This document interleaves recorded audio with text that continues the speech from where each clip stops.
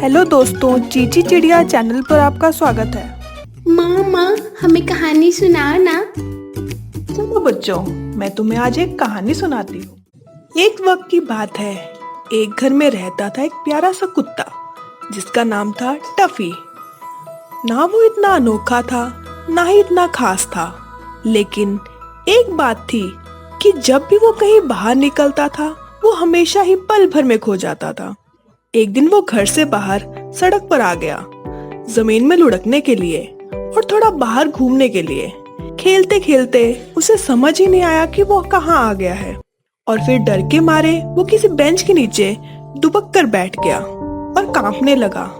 उसके लिए सब कुछ नया और अनजान सा था। उसे पता ही नहीं था कि वो कहाँ आ गया है और उसका घर कहाँ है। उसने सोचा कि काश मैं अपने मालिक के पास अपने घर में ही होता।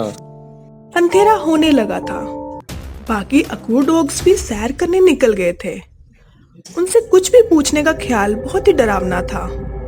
उस अकड़ू डॉग के सामने से कोई कैट गुजर रहा था या कोई डॉग, उसका किसी पे भी ध्यान नहीं गया था, ना ही टफी पर भी नहीं। वो अपने ही ख्यालों में खोया हुआ था। वक्त बीतता जा रहा था और काफी रात हो चुकी थी।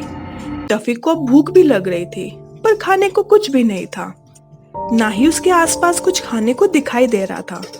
ये सब देखकर टफी का दिल बैठा जा रहा था। उसे लग रहा था कि अब उसकी जिंदगी का अंत आने वाला है। तभी अचानक से आसमान से एक पंछी आ गया। अरे वो क्या है? ये तो एक पंछी लग रहा है। अरे अब तो लगता है मेरी खैर नहीं। और वो जाके एक कोने में दुबक कर बैठ गया। अरे ये क्या, तुम कौन हो और इस बेंच के नीचे क्या कर रहे हो? देखो देखो, डरो नहीं, मैं एक होशियार पोस्टमैन पंछी हूँ। और तुम रो क्यों रहे हो? क्या तुम एक सैंडविच खाना चाहोगे? क्या तुम खो गए हो? तुम्हें अपने घर का रास्ता भी नहीं मालूम? अरे क्या तुम्हारे पास कंपास भी नहीं है? दरअसल मैं खो गया हूँ और मुझे बहुत भूख लग रही है।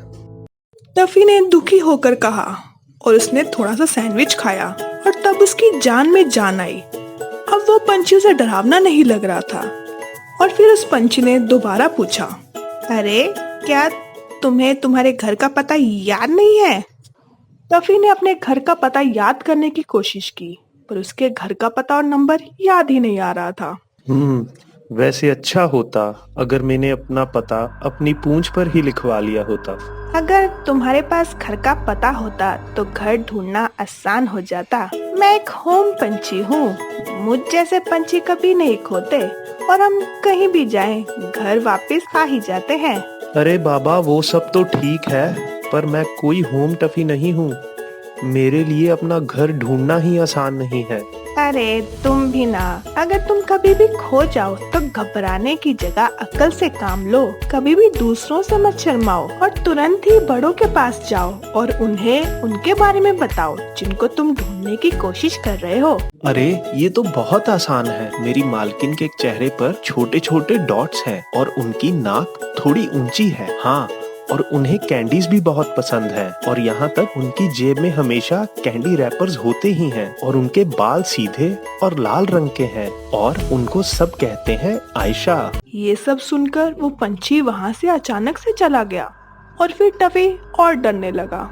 उसे लगा कि वो फिर से अकेला हो गया है और उसने सोचा कि अब उसे कोई भी ढूंढने नहीं आएगा। तभी अचानक से उसने ये देखा कि कोई जोर से चिल्लाता है, मेरा टफी, और उसने उसको पीछे से पकड़ लिया और गले लगा लिया। टफी की खुशी का ठिकाना नहीं रहा।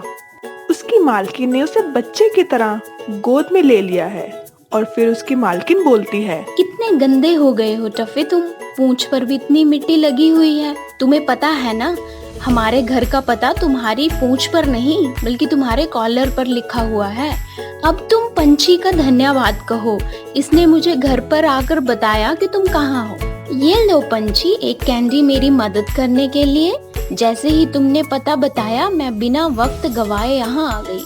आयशा ने टफी को देखा जो चैन से गोद में सो रहा था और वो उसे लेकर घर चली गई। तो मेरे प्यारे दोस्तों, अगर आप कभी भी खो जाओ तो आप घबराना मत, और सबसे जरूरी बात याद रखना कि सबसे पहले आप अपने घर का पता याद करो और टेलीफोन नंबर भी। और किसी से मदद मांगने में कभी भी हिचकिचाना मत। अपने डर पे काबू रखना, और अगर आप कभी भी खो जाओ तो हिम्मत रखना और घर पहुंचने की कोशिश करना।